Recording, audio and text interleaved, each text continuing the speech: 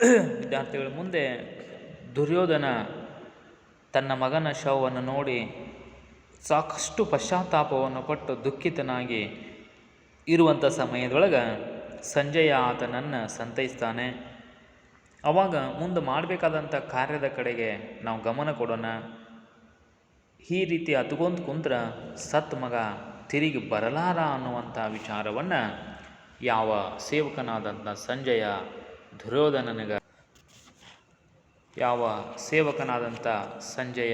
ದುರ್ಯೋಧನನಿಗೆ ಹೇಳ್ತಾನೆ.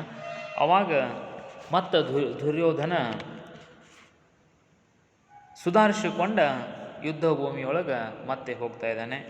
ಆ ಸಂದರ್ಭದೊಳಗೆ ಭೀಮನ ಗದೆಯ ಹೊಡೆತಕ್ಕೆ ಸಿಕ್ಕು ನುಜ್ಜುಗುಜ್ಜು ಆಗಿ ಬಿದ್ದಿರ್ತಕ್ಕಂಥ ತನ್ನ ಯುವರಾಜ ತನ್ನ ತಮ್ಮ ದುಶಾಸನನ ಶವವನ್ನು ನೋಡಿದಾಗ ದುರ್ಯೋಧನನಿಗೆ ಈ ಜೀವನವೇ ಬೇಸರ ಆಗ್ತದ.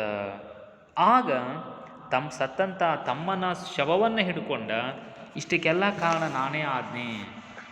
ಒಟ್ಟಾರೆಯಾಗಿ ಕುರುಕುಲದ ನಮ್ಮ ವಂಶದ ಸರ್ವರ ನಾಶಕ್ಕೆ ಒಂದು ರೀತಿಯಿಂದ ನಾನೇ ಕಾರಣನಾದೆ ಅನ್ನುವಂಥ ಒಂದು ನೋವು ದುರ್ಯೋಧನನಲ್ಲಿ ಆಗ ಸಾಕಷ್ಟು ಮೂಡ್ತದೆ. ಆವಾಗ ಆ ಸತ್ತಂಥ ದುಶಾಸನನ ಶವವನ್ನು ಹಿಡ್ಕೊಂಡು ಯಾಕೆ ಸತ್ಯೋ ತಮ್ಮ, ಹೆಂಗೆ ಸತ್ತಿ ಅನ್ನುವಂಥ ವಿಚಾರವನ್ನು ತನ್ನ ಮತ್ತು ತಮ್ಮನ ನಡುವೆ ಇದ್ದಂಥ ಪ್ರೀತಿ ಆತ್ಮೀಯತೆ ಒಂದು ಸಂಬಂಧವನ್ನು ಒಮ್ಮೆಲೆ ಅಲ್ಲಿ ಹೊರಗೆ ಹಾಕ್ತಾ ಇದ್ದಾನೆ. ಯಾರು? ದುರ್ಯೋಧನ. ಅದು ಯಾವ ರೀತಿ ಹೊರಗೆ ಹಾಕ್ತಾ ಇದ್ದಾನೆ ಅನ್ನುವಂಥದ್ದನ್ನು ಕವಿ ಭಾಳ ಇಲ್ಲಿ ಸೂಕ್ಷ್ಮ ನಮಗೆ ಒಳ್ಳೆಯ ರೀತಿಯಿಂದ ಹೇಳ್ತಾ ಇದ್ದಾನೆ ನೋಡ್ರಿ. ನಿನ್ನಂ ಕೊಂದಂ ಗಡಂ ಒಳ ನಿನ್ನುಂ ಕೊಂದವನನ್ ಇಕ್ಕಿ ಕೊಲ್ಲದೆ ಮಾನ್ ಆ ನಿನ್ನುಂ ಮೊಳಂ ಗಡಸಾಲದೆ ನಿನ್ನಯ ಕೂರ್ಮೆಗಂ ಅದೆನ್ನ ಸೌಧರ್ಮಿಕೆಗಂ. ಹೇ ದುಶಾಸನನೇ, ನಿನ್ನನ್ನು ಕೊಂದವ ಅದ ನಿನ್ನ ನೋಡು. ಏ ದುಶಾಸನ, ನೀನೋ ಸತ್ತು ಹೋದೆ, ಆದ್ರೆ ನಿನ್ನ ಕೊಂದವದ ನಿನ್ನ ವೈರಿ ಅದಾನ. ಯಾವ ವ್ಯಕ್ತಿ ನನ್ನ ತಮ್ಮನನ್ನು ಕೊಂದಿದ್ದಾನೆಯೋ ಆ ವ್ಯಕ್ತಿ ಇದ್ದಾನೆ ಮತ್ತು ನಾನೂ ಇದ್ದೇನೆ. ನನ್ನ ತಮ್ಮನನ್ನು ಕೊಂದಂಥ ವ್ಯಕ್ತಿ ಇದ್ದಾಗ ನಾ ಆತನನ್ನು ಸುಮ್ಮನೆ ಬಿಟ್ಟರೆ ಇದು ನಾನು ಅಣ್ಣನಾಗಿ ಹುಟ್ಟಿದ್ದಕ್ಕೆ ಯೋಗ್ಯವೇ ಅನ್ನುವಂಥ ಪ್ರಶ್ನೆಯನ್ನು ಇಲ್ಲಿ ದುರ್ಯೋಧನ ಹಾಕೊಳ್ತಾ ಇದ್ದಾನೆ. ನಿನ್ನಂ ಕೊಂದವನನ್ ಇಕ್ಕಿ ಕೊಲ್ಲದೆ, ನಿನ್ನನ್ನು ಕೊಂದವನನ್ನು ನಾ ಕೊಲ್ಲದೆ ಬಿಡೆನು, ಬಿಡುವುದಿಲ್ಲ. ನಿನ್ನಂ ಒಳಂ ನೋಡಿ ಗಡಸಾಲ ಇದ್ದೆ, ನಾನೂ ಅದೇನೆ ನಿನ್ನ ಕೊಂದಂಥ ವೈರಿನೂ ಅದಾನೆ, ಇನ್ನು ಮುಗಿತೀನಿ. ಅದಕ್ಕೆ ಅವನು ಕೊಲ್ತಾನೆ. ಯಾಕೆ? ನಿನ್ನಯ ಕೂರ್ಮೆಗಮದನ್ನ, ನಿನ್ನಯ ಕೂರ್ಮೆ ಅಂದ್ರೆ ಪ್ರೀತಿ, ನಿನ್ನ ಮೇಲೆ ಪ್ರೀತಿ, ನನ್ನ ಧರ್ಮದ. ಯಾಕಂದ್ರೆ ಅಣ್ಣ ತಂದೆ ಸಮಾನ. ಹೌದು, ಅಣ್ಣಂದ್ರೆ ಯಾರು? ತಂದೆಯ ಸಮಾನ. ತಮ್ಮಂದಿರಿಗೆ ಅಣ್ಣಂದಿರು ತಂದೆಯ ಸಮಾನ. ಹೀಗಾಗಿ ನಿನ್ನನ್ನು ರಕ್ಷಣೆಯ ಮಾಡುವ ಹೊಣೆ ನನ್ನದಾಗಿದೆ. ಆದರೂ ನಾನು ನಿನ್ನನ್ನು ರಕ್ಷಣೆ ಮಾಡುವುದರಲ್ಲಿ ಸೋತು ಹೋದೆ. ಅದಕ್ಕೆ ನಿನ್ನ ಕೊಂದವನನ್ನು ಕೊಲ್ಲುವುದಲೇ ಬಿಡುವುದಿಲ್ಲ ಅನ್ನುವಂಥ ವಿಚಾರವನ್ನು, ಪ್ರತಿಜ್ಞೆಯನ್ನು ಇಲ್ಲಿ ದುರ್ಯೋಧನ ಮಾಡ್ತಾ ಇದ್ದಾನೆ. ಆವಾಗ ಅವನು ಕೊಂದ ನಿನ್ನ ಆತ್ಮಕ್ಕೆ ಶಾಂತಿ ಮಾಡಿಸ್ತೇನೆ. ಯಾರು ನಿನ್ನನ್ನು ಕೊಂದಲ್ಲ ಅವನನ್ನು ನಾನು ಮೊದಲು ಕೊಂದ, ಅವಾಗ ನಿನ್ನ ಆತ್ಮಕ್ಕೆ ನಾ ಶಾಂತಿ ಮಾಡಿಸ್ತೇನೆ ಅಂತೇಕಾರ ಯಾವ ದುರ್ಯೋಧನ ಇಲ್ಲಿ ಪ್ರತಿಜ್ಞೆಯನ್ನು ಮಾಡ್ತಾ ಇದ್ದಾನೆ. ಇಷ್ಟಾದರೂ ತನ್ನ ತಮ್ಮನ ಶವವನ್ನು ಹಿಡಿದು ಅಳೋದು ಬಿಡಲಿಲ್ಲ. ಅವಾಗ ಏನೆಲ್ಲ ಬಾಲಲೀಲೆಗಳನ್ನು ತಮ್ಮನ ಜೊತೆ ಆಟ ಆಡಿದ್ದು, ತಮ್ಮನ ಜೊತೆ ಊಟ ಮಾಡಿದ್ದು, ತಮ್ಮನ ಜೊತೆ ಬೇರೆ ರಾಜ ಸಭೆಗಳನ್ನು ನಡೆಸಿದ್ದು, ತಮ್ಮನ ಜೊತೆ ದುಶಾಸನನ ಜೊತೆ ತಾನು ಒಂದು ಚರ್ಚೆಯನ್ನು ಮಾಡಿದ್ದು ಎಲ್ಲವೂ ನೆನಪು ಬರ್ತಾ ಇದ್ದಾವ. ಅವನ್ನೆಲ್ಲ ನೆನೆನೆನೆದು ಅಳ್ತಾ ಇದ್ದಾನೆ ಇಲ್ಲಿ ಕುರುರಾಜ ದುರ್ಯೋಧನ ಅಂತೇಕಾರ ನೋಡ್ರಿ. ಅವಾಗ ಮತ್ತೇನೆಲ್ಲ ನೆನಪು ಬರ್ತಾನೆ ನಿಮ್ಗೆ. ಮುಂದೇನಂತ ನೋಡ್ರಿ. ಜನನೀ ಸ್ತನ್ಯಮನ್ನುಂಡೇನ್ ಆಂ ಬಳಿಕನೀಂ ಸೋಮ ಅಮೃತಂ ದಿವ್ಯ ಭೋಜನಂ ಎಂಬ ಇಂತಿವನ್ ಉಂಡೆನ್ ಆಂ ಬಳಿಕನೀಂ. ಬಾಲತ್ವದಿಂದ ಎಲ್ಲಿಯೂ ವಿನಯ ಉಲ್ಲಂಘನೆ ಮಾಡುವುದಿಲ್ಲ. ಮರಣಕ್ಕೆ ಎನ್ನಿಂದೆ ನೀ ಮುಂಚಿದೈ ಮೊನೆಯೋಳ್ ಸೂಳು ತಡಮಾಯ್ತಿದೊಂದೆಡೆಯೋಳಂ ಹಾ ವತ್ಸ ದುಶ್ಯಾಸನ ಅಂತ ಕೇಳಿದ. ನೋಡ್ರಿ ಎಲ್ಲ ಹೇಳ್ತಾ ಇದ್ದಾನೆ. ಏನು ತಮ್ಮನೇ, ನೀ ಹುಟ್ಟಿದಾಗಿಂದ ಎಲ್ಲ ಮೊದಲೆಲ್ಲ ನನಗೆ ಆಮೇಲೆ ನಿನಗೆ, ಮೊದಲು ಏನು ಇದ್ದದ್ದೆಲ್ಲ ಫಸ್ಟ್ ನನಗೆ ಆಮೇಲೆ ನಿನಗೆ, ಫಸ್ಟ್ ನಾ ಹುಟ್ಟಿನಿ ಆಮೇಲೆ ನೀ ಹುಟ್ಟಿದಿ. ಅದಕ್ಕೆ ಹಂಗೆ ಫಸ್ಟ್ ತಾಯಿ ಹಾಲು ನಾ ಕುಡಿದ್ನಿ ಆಮೇಲೆ ನೀ ಕುಡಿದಿ. ಜನನೀ ಸ್ತನ್ಯಮನ್ ಜನನಿ ತಾಯಿಯ ಹಾಲನ್ನು ಮೊದಲು ನಾ ಕುಡಿದೇನೆ, ಉಂಡೇನೆ ಕುಡಿದ್ನಿ, ಬಳಿಕ ನೀ.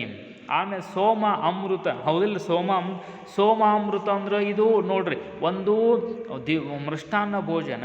ಇಲ್ಲಿ ಸೋಮಾಮೃತ ಅಂದ್ರೆ ಮಾದಕ ರಸಬಳ್ಳಿ ಮದ್ಯ, ಹೌದಿಲ್ರಿ? ಅವ್ರು ಅರಸರು ಕುಡಿತಿದ್ರು. ಅವಾಗ ಸೋಮಾಮೃತ ಅಂತಂದ್ರೆ ಒಂದು ಬಳ್ಳಿ ಇತ್ತು, ಅದು ಮಾದಕ. ಆ ಬಳ್ಳಿ ರಸ ಕುಡಿದ್ರೆ ಏನಾಕಿತ್ತಪ್ಪ ಅಂತಂದ್ರೆ ಇವರಿಗೆ ಮದ್ದು ಬರ್ತಿತ್ತು, ಮಾದಕ, ಹೌದಿಲ್ರಿ? ಆಗ್ತಿತ್ತು. ಅದನ್ನು ನಾ ಮೊದಲು ಕುಡಿದ್ನಿ ಆಮೇಲೆ ನೀ. ಅವಾಗ ದಿವ್ಯ ಭೋಜನ ಮೃಷ್ಟಾನ್ನ ಭೋಜನ ಮೊದಲು ನಾವು ಉಂತಿದ್ನಿ ಆಮೇಲೆ ನೀ ಎಂಬ ಇಂತಿವನ್ನುಂಡೆನ್ ಆಮ್ ಬಳಿಕ ನೀಮ್. ನೋಡ್ರಿ, ಆಮ್ ಅಂದರೆ ನಾನು, ಹಳಗನ್ನಡ. ಆಮ್ ನೀಮ್, ಆಮ್ ಅಂದರೆ ನಾನು, ನೀಮಂದರೆ ನೀನು.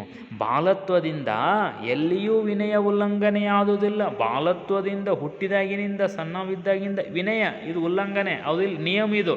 ಫಸ್ಟ್ ನನಗೆ ಆಮೇಲೆ ನಿನಗೆ, ಫಸ್ಟ್ ದೊಡ್ಡವಂಗ ಆಮೇಲೆ ಸಣ್ಣವಂಗ, ಫಸ್ಟ್ ದೊಡ್ಡವಂಗ ಆಮೇಲೆ ಸಣ್ಣವಂಗ, ಹಿಂಗಿತ್ತು. ಆದ್ರೆ ಮರಣಕ್ಕೆ ಎನ್ನಿಂದೆ ನೀ ಮುಂಚಿದೈ.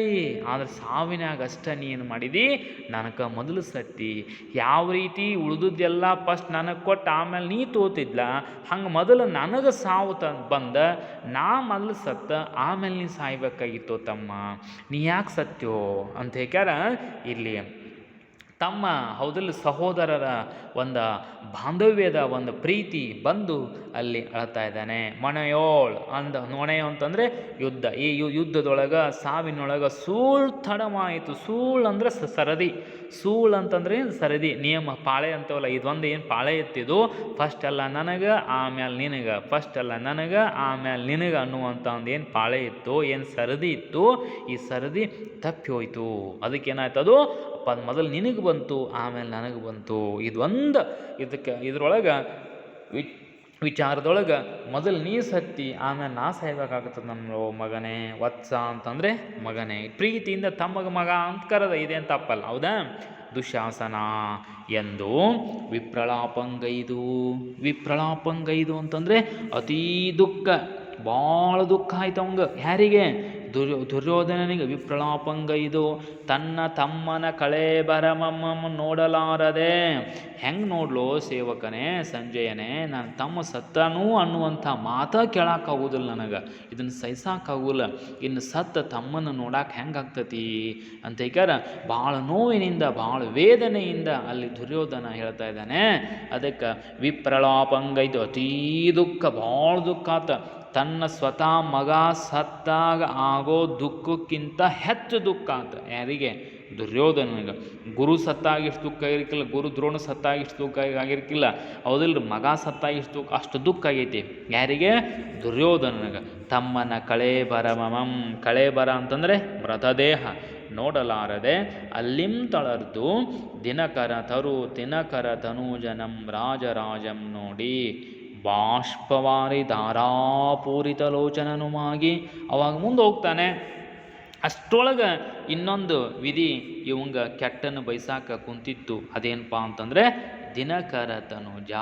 ದಿನಕರ ಅಂದ್ರೆ ಸೂರ್ಯ, ತನುಜ ಅಂದ್ರೆ ಮಗ, ಸೂರ್ಯನ ಮಗ. ಯಾರು? ಕರ್ಣ. ಈ ಕರ್ಣನು ಕೂಡ ಏನಾಗಿತ್ತಪ್ಪ, ಸತ್ತು ಬಿದ್ದಿದ್ದ. ಈ ಸತ್ತಂತಹ ಕರ್ಣನನ್ನು ಯಾರು ನೋಡಿದ್ರು? ರಾಜರಾಜಂ. ರಾಜರಾಜಂ ಅಂತಂದರೆ ರಾಜರ ರಾಜ. ಯಾರು? ರಾಜರ ರಾಜ ಅಂದರೆ ಯಾರು? ಮಹಾರಾಜ. ಯಾರಿಲ್ಲಿ? ದುರ್ಯೋಧನ. ನೋಡಿ ಅಲ್ಲೇ ನಿತ್ತ ಕಾಲ ಮೇಲೆ ಅಳಾಕ್ ಶುರು ಮಾಡಿದ. ಹೆಂಗೆ ಅಳ್ತಾ ನೋಡ್ರಿ, ಬಾಷ್ಪವಾರಿ ಧಾರಾಪೂರಿತ ಲೋಚನನುವಾಗಿ. ಲೋಚನ ಅಂದ್ರೆ ಕಣ್ಣು. ಹೆಂಗೈತಂದ್ರೆ ಹೂವಿನ ಮಾಲಿ ಮಾಡಿರ್ತಾವೆ ನೋಡ್ರಿ ನಾವು, ಅತಿ ಒಂದ್ರ ಹಿಂದೊಂದು ಹತ್ತಿಗೆ ಹೂವು ಹಾಕಿ ಹಂಗೆ ದಳದಳ ಕಣ್ಣಿಂದ ನೀರು ಬರಕ್ಕೆ ಶುರುವಾದವು. ನೋಡಿದ ತಕ್ಷಣ ಏನಾತಿದು, ನನ್ನವರೆಲ್ಲ ಸತ್ತೋದ್ರಲ್ಲೋ, ಇನ್ನು ಕೊನೆಯ ನನ್ನ ಗೆಳೆಯ ಆತ್ಮ ಸ್ನೇಹಿತ ಕರ್ಣ ಅದಾನಂತ ನಾನು ತಿಳ್ಕೊಂಡಿನಲ್ಲೋ, ನೀನು ಸತ್ತೋದಿಲ್ಲೋಪ ಅಂತ ಹೇಳ್ಕರ ಇಲ್ಲಿ ಏನು ಮಾಡಕತ್ತಿದ್ದಾನೆ, ಯಾರು ಹೇಳಕತ್ತಾರ? ದುರ್ಯೋಧನ ಕರ್ಣನ ಶವವನ್ನು ನೋಡಿ ಅಳ್ತಾ ಇದ್ದಾನೆ.